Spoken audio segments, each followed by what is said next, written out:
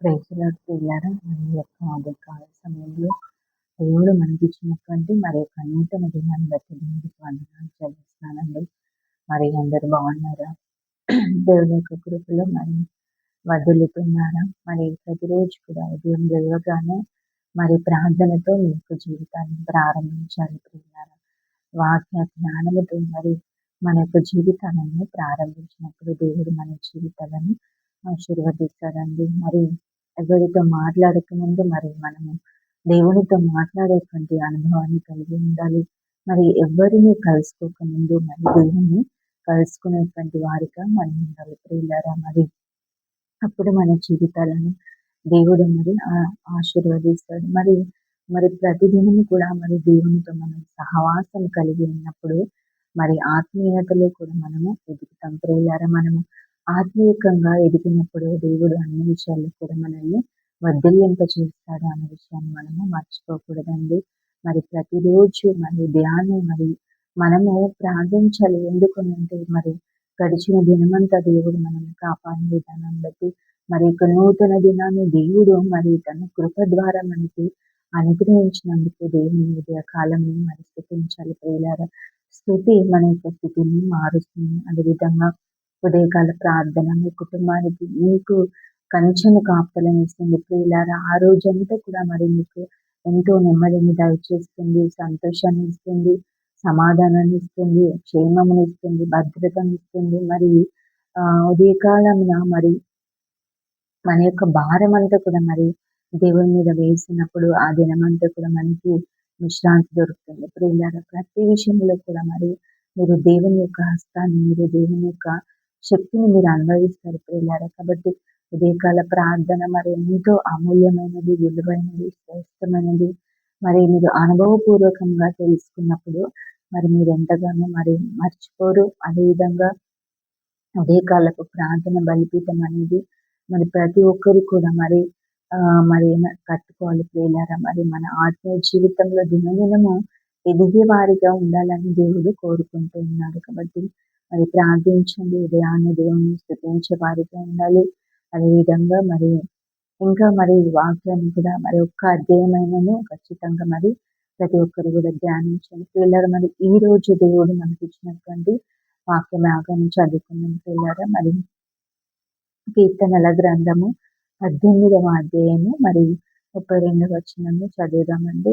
మరి అందరూ కూడా మరి నాతో పాటు ఏకీభవించి చదవండి. మరి ఏమని సెలవిస్తుంది దేవుని యొక్క వాక్యం అని అంటే చూడండి. మరి కీర్తన 18:32 మనం చూస్తే, నాకు బలము ధరింపజేయవాడు ఆయనే నన్ను యథార్థ మార్గమున నడిపించేవాడు ఆయనే అంటున్నాడు. చూడండి, అంటే ఇక్కడ మనకి ఏం కనబడుతుందంటే ధరింపజేయవాడు ఆయనే అనేటువంటి ఒక మాట మనకి కనబడుతుంది కదండి. చూడండి, మరి ధరింపజేయుట అనేది మరి వస్త్రాలు ధరింపచేయుట అనేటువంటి, లేదంటే ఆభరణాలు ధరింపచేయుట అని అంటే ఒక వ్యక్తి మరొక వ్యక్తికి దగ్గరుండి వస్త్రాలను ధరింపచేయుట, లేదంటే ఆభరణములను ధరింపచేయుట అనేటువంటి అర్థాన్ని ఇస్తుంది ప్రియులారు. ఉదాహరణకు మరి తల్లిదండ్రులు మరి చిన్నపిల్లలకి దగ్గరుండి వస్త్రాలను ధరింపజేస్తారండి.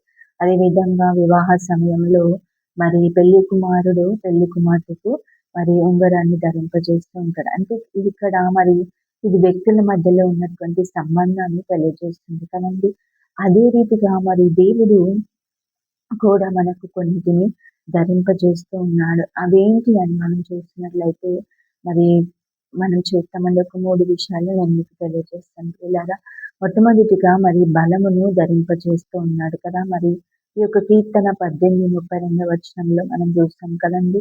అయితే ఈ యొక్క కీర్తనను మరి దావీదు గారు రాశారు కదండి. మరి అతడు మరి గొలియాతుతో మరి యుద్ధం చేయడానికి సిద్ధమైనప్పుడు మరి సౌలు రాజు ఏమంటాడంటే, మరి గొలియాతుతో యుద్ధం చేయడానికి నీకు బలము సరిపోదు అని చెప్పేసి దావీదుతో చెప్పాడు కదండి. మొదటి సమూయేలు 17వ అధ్యాయము 33 వచనంలో మనం చూస్తాం కదా. ఏమంటున్నాడంటే, ఈ ఫిలిస్తీని ఎదుర్కొని వానితో పోట్లాడుటకు నీకు బలము చాలదు, నీవు బాలుడవు, వాడు బాల్యము నుండి యుద్ధాభ్యాసము చేసిన వాడని దావీదుతో అని మరి సౌలు రాజు అదేవిధంగా మరి దావీదుతో చెప్పాడు కదండి, మరి నువ్వు గొలియాతుతో యుద్ధం చేయడానికి నీకు బలం సరిపోదు, నువ్వు బాలుడవు. అదే వాడేమో మరి చిన్నప్పటి నుంచి కూడా యుద్ధాభ్యాసం చేసినటువంటి వాడు అని చెప్పేసి సౌలు అంటాడు. అదేవిధంగా ప్రజలు కూడా ఆ విధంగానే మరి భావించినట్టుగా మనం చూస్తాం కదండి. అక్కడ ఉన్న ప్రజలు కూడా అదే రీతిగా మరి భావించారు. మరి చూడండి, మనుషులు పైరూపాన్ని లక్ష్య పెడతారు కదండి, మన యొక్క స్థితిగతులను చూస్తారు కదా, దాన్ని బట్టి మనల్ని అంచనా వేస్తూ ఉంటారు. కానీ మనుషులు లక్ష్య పెట్టేటువంటి వాటిని దేవుడు లక్ష్య పెట్టాడు ప్రియులారా.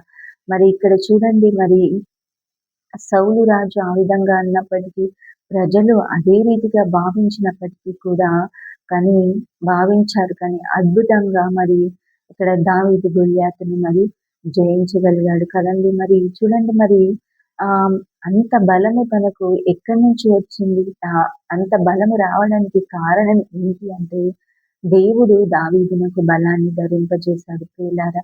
ప్రత్యేకంగా యుద్ధమునకు కావలసినటువంటి బలాన్ని మరి ధరింపజేశాడు కదా. 39వ వచనంలో, కీర్తన 18 39వ వచనంలో చూస్తాం కదా, యుద్ధమునకు నీవు నన్ను బలము ధరింపజేసితివి, నా మీదికి లేచిన వారిని నా క్రింద అణిచివేసితివి అన్నాడు. చూడండి, మరి మనము బలహీనులము కావచ్చు, కానీ దేవుడు మనకి బలాన్ని ధరింపజేస్తాడు ప్రియులారా. మనల్ని బలవంతులుగా మారుస్తాడన్న విషయాన్ని మనము ఎప్పుడు కూడా మర్చిపోకూడదండి. మరి రెండవదిగా మరి సంతోష వస్త్రమును ధరింపజేస్తూ ఉన్నాడు కదండి. కీర్తన 30వ అధ్యాయము 12వ వచనంలో మనం చూసినప్పుడు,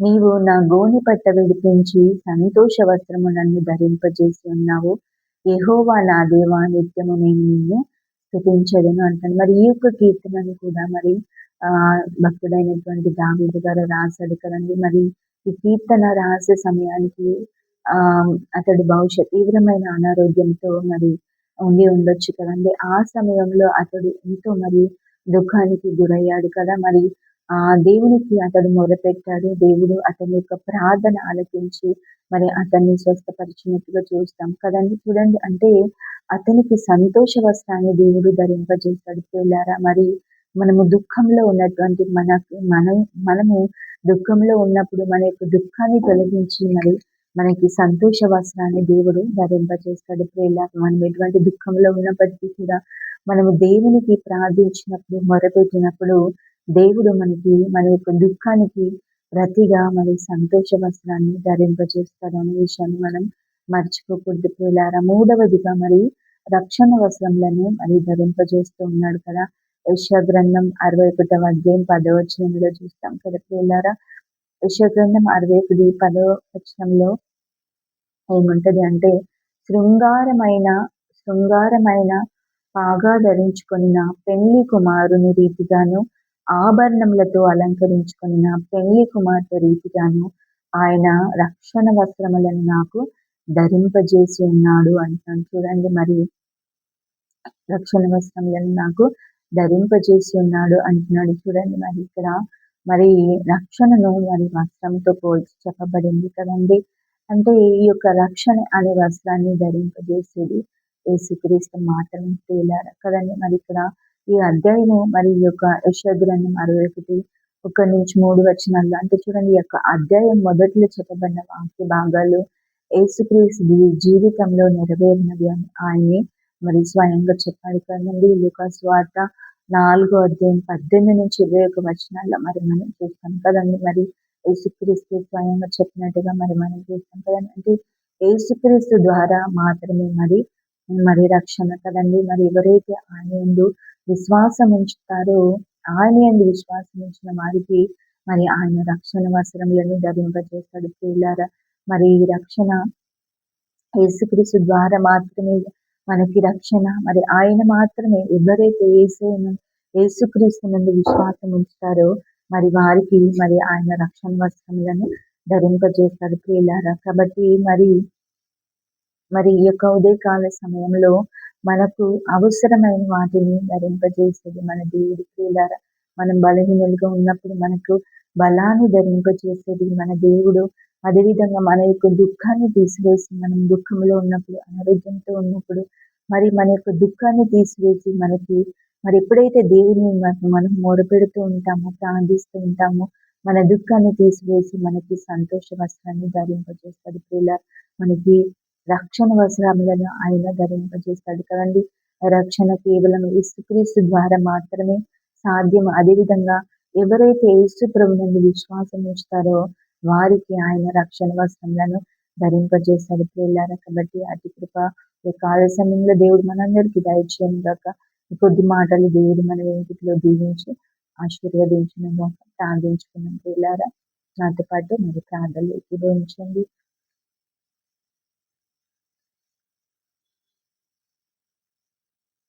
పరిశుద్ధుడా, మహోన్నతుడా, మహాగణుడా, గొప్ప దేవ, నీకే స్తుతులయ్యా, స్తోత్రాలు తండ్రి. నీకు వందనాలు చెల్లించుకుంటున్నాం ప్రవ్వా. తండ్రి మాకు అవసరమైన వాటిని ప్రవ్వా మరి ధరింపజేస్తున్నందుకు నీకు వందనాలు చెల్లిస్తున్నామయ్యా. మేము బలహీనులము తండ్రి, అదేవిధంగా మరి దుఃఖంలో ఉన్న వారమయ్యా. మాకు బలాన్ని మరి సంతోష వస్త్రమును ధరింపజేయమని అడుగుతున్నాం ప్రవ్వా. అట్టి స్థితిలో ఉన్న ప్రతి బిడ్డకు కూడా నాయన అట్టి కృప దయచేయమని వేడుకుంటున్నామయ్యా. ఉదయకాల సమయంలో వాక్యమైన ప్రియులను దీవించని నూరంతలుగా మరి హృదయంలో నీరు కట్టి ఫలింపజేయమని వేడుకుంటున్నామయ్యా తండ్రి. అయ్యా మరి దినమంతా కూడా కృపాక్షేమము దయచేయండి నాయన. ప్రయాణాలు చేస్తున్న బిడ్డలకు తోడుగా ఉండండి ప్రభా, సహాయం దయచేయండి. గత మరి దినమంతా కాపాడారు, సంరక్షించారు ప్రభా. అయ్యా మీ యొక్క కృపను బట్టి మీకు స్తోత్రాలు, మీ నమ్మకత్వాన్ని బట్టి స్తోత్రములు నాయన తండ్రి. మీకు వందనాలు చెల్లించుకుంటున్నాం. గొప్ప దేవుడవయ్యా, మరి మీకు స్తోత్రములయ్యా ప్రభా.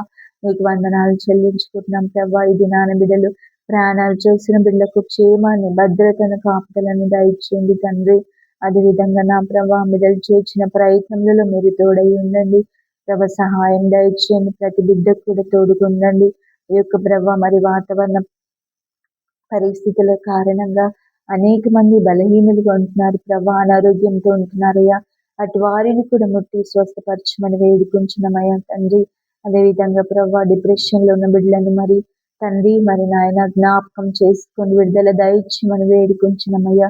వివిధ వ్యాధి బాధలతో బలహీనులతో ప్రభా మరి ఉన్నటువంటి వారిని తండ్రి మరి ఉదయ కాల సమయంలో ముట్టి స్వస్థపరిచండి ప్రభా. అయ్యా మరి కృప దయచేయమని వేడుకుంటున్నామయ్యా. అదేవిధంగా నా ప్రభా అయ్యా మరి గర్భిణీ స్త్రీలుగా ఉంటున్నారు ప్రభా, వారిని కూడా మంచి ఆరోగ్యంతో దయచేసి ఆశీర్వదించండి ప్రభా. గర్భఫలం వచ్చినప్పటికీ అనేక సమస్యలతో మరి ఇబ్బంది పడుతున్న బిడ్డలకు మంచి ఆరోగ్యం దయచేయండి, విడుదల దయచేయండి ప్రభా. డెలివరీ అయ్యేంత వరకు మీ కృపలో భద్రపరచమని వేడుకుంటున్నాం. వివాహాల కొరకు ఎదురు చూస్తున్న వారికి చక్కని సంబంధాలు దయచేయండి ప్రభా. వివాహము ప్రభా మరి ఘనమైనదన్నావు ప్రభా. నరుడు ఒంటరిగా ఉండటం మీ చిత్తము కాదని సెలవిచ్చిన దేవుడవు ప్రభా. సహాయము దయచేయమని వేడుకొంచుమని చదువుకున్న బిడ్డలకు చక్కని జ్ఞానం ఇవ్వండి. ఎవరైతే ప్రభా జ్ఞానం కొదువుగా ఉందని బాధపడుచున్నారో అటు వారికి నాయన మరి జ్ఞానము దయచేయండి. నిన్ను అడగమన్నావు ప్రభా. మరి తండ్రి అడుగుతున్నామయ్యా, బిడ్డలు ఎంతమంది బిడ్డలు జ్ఞానం కొదువుగా ఉందని ప్రార్థించమని కోరి ఉన్నారు. వారందరికీ మంచి జ్ఞానమును దయచేయండి, ఆశ్చర్యమైన జ్ఞాపక శక్తిని దయచేయమని వేడుకుంటున్నామయ్యా తండ్రి. వృద్ధులైన ప్రతి తల్లి ప్రతి తండ్రిని జ్ఞాపకం చేసుకోండి. వయసు రీత్యా అనేకమైన బలహీనలతో ఉన్నటువంటి వారికి ప్రభా మరి మీరు సహాయం దయచేయండి. వృద్ధాప్యంలో మీరు తోడుగా ఉండండి ప్రభా. సహాయం దయచేయండి. ఒంటరిగా ఉంటున్నటువంటి వారిని జ్ఞాపకం చేసుకుని నాయన ప్రభా మరి ఆ యొక్క ఒంటరితనంలో మీరు జంటగా ఉండండి తండ్రి. ఒంటరివాడు 1000 మంది అగునని సెలవిచ్చిన దేవుడు ప్రభా మరి జ్ఞాపకం చేసుకోండి తండ్రి.